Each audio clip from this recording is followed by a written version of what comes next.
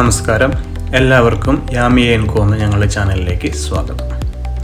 ഇന്ന് ഞാൻ നിങ്ങളുടെ മുന്നിൽ എത്തിയിരിക്കുന്നത് TVS iQube 2 വർഷത്തെ യൂസർ എക്സ്പീരിയൻസ് ഷെയർ ചെയ്യാൻ വേണ്ടിയിട്ടാണ്.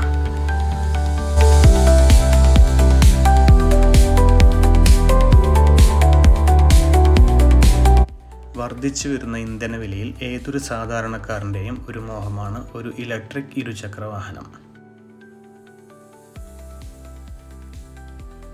ഇന്ന് നമ്മുടെ മാർക്കറ്റുകളിൽ ഇലക്ട്രിക് വാഹനങ്ങളിൽ ഒരുപാട് നമുക്ക് പരിചിതമില്ലാത്ത കമ്പനികളും നമുക്ക് ധാരാളമായി കാണാൻ സാധിക്കാറുണ്ട്.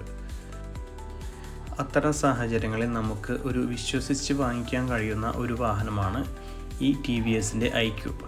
കാരണം എന്തെന്നാൽ TVS ഇന്ന് നമുക്ക് എല്ലാവർക്കും സുപരിചിതമായ ഒരു കമ്പനിയാണ്.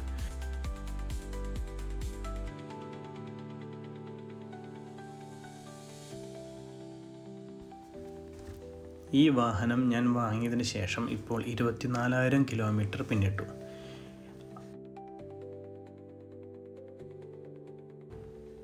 ഓരോ 4,000 കിലോമീറ്ററിലുമാണ് ഇതിൻ്റെ സർവീസ് വരുന്നത്. കേരളത്തിലെ എല്ലാ ജില്ലകളിലും ഇതിൻ്റെ ഷോറൂം ഉള്ളതിനാൽ നമുക്ക് വണ്ടിയുടെ അത്തരം കാര്യങ്ങളിൽ ടെൻഷൻ അടിക്കേണ്ട ആവശ്യമില്ല.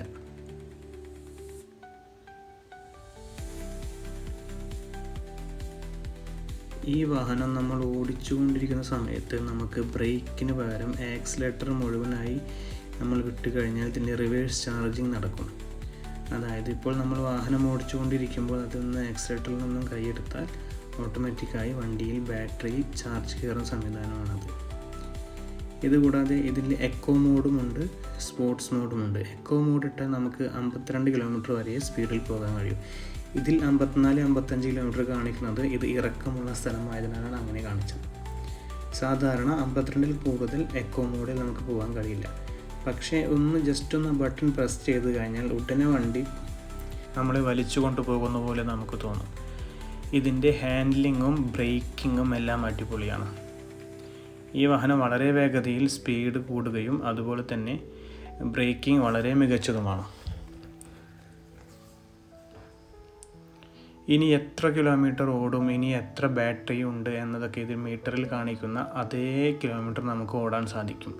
ഈ മീറ്റർ നോക്കി നമുക്ക് ധൈര്യമായി എവിടെയും പോകാൻ കഴിയും.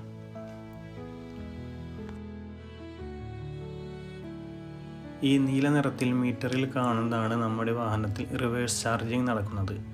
നമ്മൾ ആക്സിലേറ്ററിൽ നിന്നും കൈയെടുത്താൽ ഉടനെ തന്നെ ഈ മീറ്ററിൽ ഈ നീല നിറം കാണിക്കും. ഇത് നമുക്ക് നമ്മുടെ ബാറ്ററിയിലേക്ക് ചാർജ് കയറുന്നതാണ്. 2 പേരെ വെച്ചിട്ടും ഒക്കെ നമുക്ക് ഈസിയായി കയറ്റം കയറി പോകാനും ഒക്കെ സാധിക്കും. ഈ വാഹനം വാങ്ങുമ്പോൾ എങ്ങനെയാണ് അതുപോലെ തന്നെയാണ് ഇപ്പോഴും ഈ ബാറ്ററിയിൽ ചാർജ് ചെയ്യാനെടുക്കുന്ന സമയവും ഈ ബാറ്ററി ഉപയോഗിക്കുമ്പോൾ ചാർജ് തീരുന്ന സമയവും എല്ലാം ഈ വാഹനം വാങ്ങിച്ച അന്ന് തൊട്ട് ഇന്ന് വരെ ഒരേപോലെയാണ്. ഈ വാഹനം വാങ്ങിച്ചതിന് ശേഷം 2 തവണയാണ് എനിക്ക് ഈ വാഹനം കംപ്ലൈൻ്റ് ഉണ്ടായത്.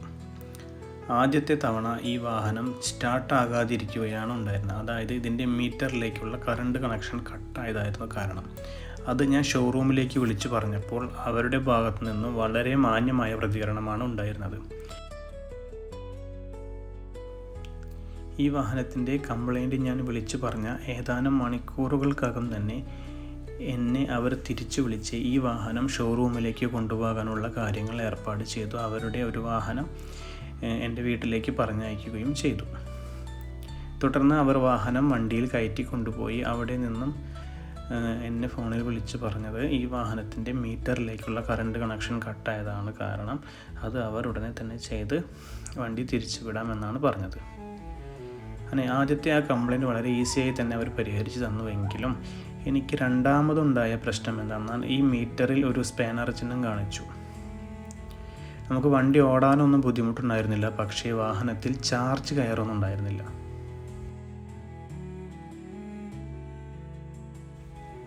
അതായത് അപ്പോൾ വാഹനത്തിൽ ഏകദേശം 60 കിലോമീറ്റർ റേഞ്ചിനുള്ള ബാറ്ററി ഉണ്ടായിരുന്നു. പക്ഷേ ഈ സ്പാനർ ചിഹ്നം കാണിച്ചപ്പോൾ ഞാനൊരു സംശയം തോന്നി. വണ്ടി ചാർജ് ചെയ്യാൻ വെച്ചപ്പോൾ വണ്ടിയിൽ ചാർജ് കയറാതിരുന്നു.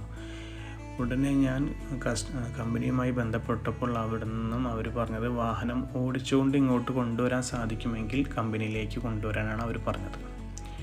അതേ തുടർന്ന് ഞാൻ വാഹനം കമ്പനിയിൽ എത്തിക്കുകയും അവർ അവിടെ നിന്ന് പരിശോധിച്ചപ്പോൾ ബാറ്ററിയുടെ തകരാറാണ് എന്ന് അറിയിക്കുകയും ചെയ്തു. അപ്പോൾ എന്നോട് പോയിട്ട് അവർ വിളിക്കുമ്പോൾ വന്നാൽ മതി എന്നാണ് പറഞ്ഞത്. പക്ഷേ അതിന് ശേഷം ഒരു 15 ദിവസം കഴിഞ്ഞിട്ടാണ് എനിക്ക് വണ്ടി ലഭിച്ചത്. ബാറ്ററി പൂർണ്ണമായി പോയെന്നും അത് റീപ്ലേസ് ചെയ്യേണ്ടി വരുമെന്നും എന്നാണ് പറഞ്ഞത്. റീപ്ലേസ് ചെയ്യണമെങ്കിൽ ചെന്നൈയിൽ നിന്നും ബാറ്ററി വരണം.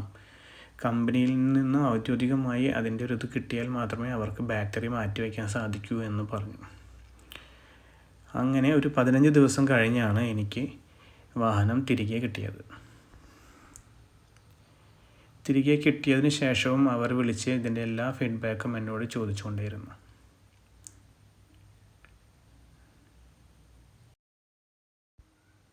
ഈ വാഹനം ഉപയോഗിക്കുമ്പോഴുള്ള കംഫർട്ട് മറ്റുള്ള എല്ലാ സ്കൂട്ടറിൽ നിന്നും മികച്ചതായി എനിക്ക് തോന്നാറുണ്ട്.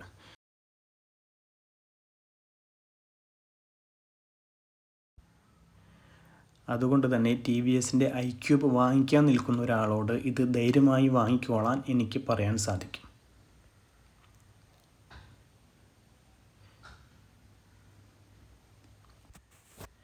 വീഡിയോ ഇത്ര നേരം കണ്ടതിന് നന്ദി. പുതിയൊരു വീഡിയോയുമായി വീണ്ടും വരാം.